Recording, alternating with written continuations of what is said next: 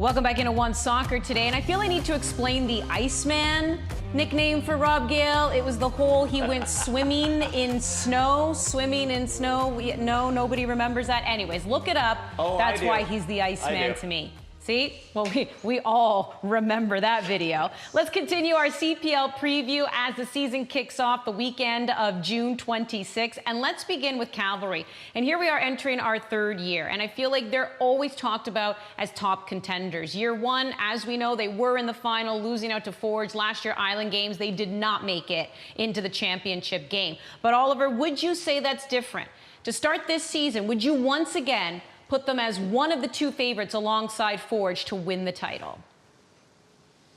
I would. I might be tempted to throw a third team in there as well, which is Halifax, and we'll get onto them on a later show, but I think they look really strong on paper this season. But Cavalry, absolutely. I think they probably had the most interesting off-season of any CPL team. We've seen them basically take apart a defense that featured, a lot of experienced, accomplished players, Zator, Wielden, Mavilla, guys like that, and the players that have come in, all 24 or younger, so they're very, very talented at the back in terms of the potential of the group, but much less proven, much less experienced, I think, and that's going to be an interesting thing to watch. The midfield is absolutely stacked, and then in attack, they've done what I think they wanted to do in 2020, but were unable to because of the visa situation and the lack of a full season.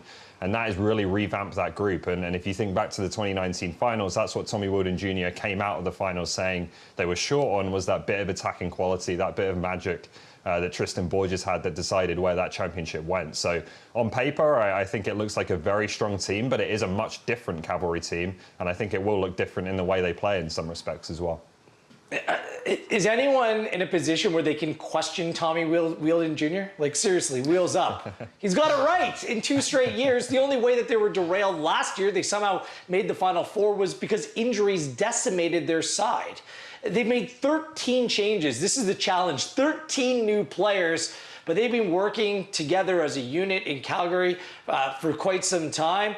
They've rebuilt their entire back line, other than Mason Trafford. He's the pillar. They've kind of brought in some new pieces. I'm excited to see how things work. And yes, absolutely, Andy, in terms of preseason prognostication, they should absolutely be considered a top 2 side in the Canadian Premier League. What would you say, Gareth, was their biggest off-season move?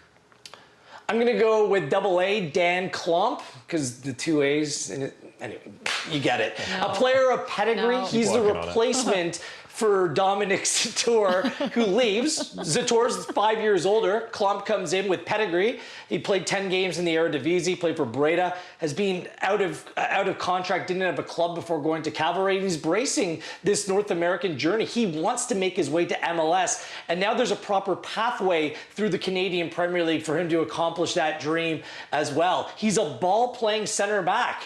Sound like a player that could work in Tommy Wielden Jr.'s system? Absolutely. Karifa Yao, also another defender, will join that unit. And David Norman Jr., but I think that Klomp is the player maybe with the highest potential of the bunch, and I'm excited to see him play. Okay, it's taken me like over 100 episodes of this show, but I'm finally getting the best football team in the world onto OneSoccer today. Roll the tape, guys. This is Joe Mason, playing for MK Dons, of course, in England, and Cavalry's new signing up front this season. Beautiful stadium, incredible pitch there, as you can see.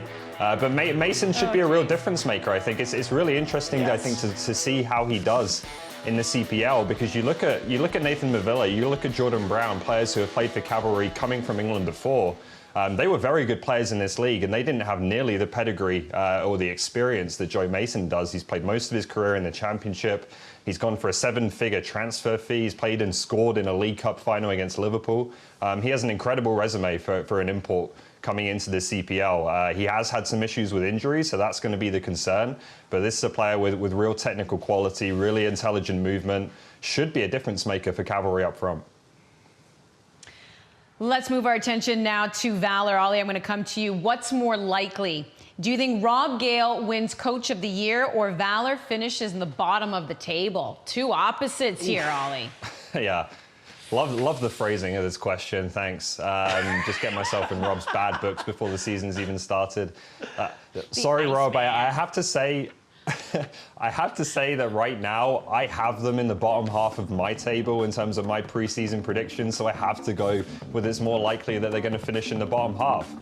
What I will say is we should be clear here. This isn't the 2019 Valour team anymore. We saw that at the Island Games. They're a different team, different personalities, different character to the group. That's been led by guys like Andrew Jean-Baptiste. They're not a team that is going to lose 8-0 and crumble anymore. And they could be a team that is in contention for the playoffs at the end of the year. I just think there are still a few question marks there. The big one being who's going to score the goals. Obviously, they've had some issues with international recruitment in that regard, but it will be a much better team than we saw in the last full season in 2019, and one that has a great chance to start strongly in Winnipeg at home. Jeez. You know, see, when Rob Gale's looking to the camera, when I think he's looking at me, he's coming after you now, Ollie, because I think they're an absolute sleeper team. Rob Gale did a fantastic job with Valour last season at the Island Games. You saw that jump, bringing in experienced players, just providing stability. I think you're right. They were just missing some goals in the group, and hopefully they brought in some players that can help address that issue this offseason, and they're playing at home. The kickoff is in Winnipeg, Manitoba. I mean, Rob Gale gets to chill in his own backyard, and the players are going to be comfortable in their surroundings. So I think it's okay that the bar may be lifted. Unfortunately, too many people like you are sleeping on them. I'm not going to. I think they're going to be a top half of the table group. Okay, here we go. Preach, preach, preach. But I will say, though, Ollie, you've been frozen out. But what about a low-key player, Gareth? Is there somebody on Valour to keep our eye on? Yeah, I like Masta Kasher a lot. A hamstring injury kind of threw a wrench in his Island Games right at the end, but he scored a goal against FC Edmonton. It brings stability down on that left flank, can play inside as well. I'm looking forward to seeing what a full season it looks like for him with Valour. This is a player with a ton of experience at the age of 25, over 120 games played at the USL level. I think this player is ready to step into a significant role with Valour. And again, maybe a player that some people are sleeping on, but you should not. Get ready. Masta Kasher is going to bring it this season. There's a lot you can do with that name on commentary as well, so I can see why you've gone with that one. I'm going to go back to a player I've mentioned before, which is Austin Ricci. Austin Ricci, I think, look, the problem for Valour last season wasn't creating chances, it was finishing them. So Ricci, if he was blundering them wide and over the bar on a regular basis, maybe I'd be concerned, but I didn't think that was happening. I thought he was striking the ball well, he was in the right position, he was taking his chances early, and I thought he just got robbed by some really good goalkeeping on a few occasions, particularly by Nacho Zabao against Atletico Ottawa. So I think he's a player with goals in him. 0 goals as a professional. 0 goals as a professional, Ollie.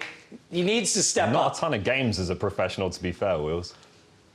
Still, 0 goals. 0, 0, 0. Prove it. Prove it to us. Prove it to the country. He will. He will. We've been talking about you, Ricci, quite a few times. Answer the question this year so these two can stop bickering about it.